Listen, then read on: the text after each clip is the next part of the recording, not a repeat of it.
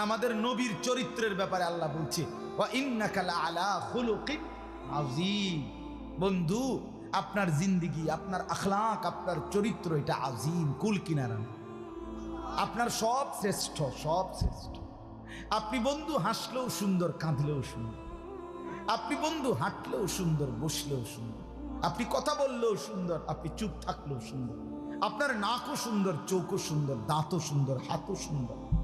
হোসনে ইউসুফ দমে ঈসা ইয়াদে বাইদাদানি আঁচে খুবা হামা দারান তুত্তানহা দার।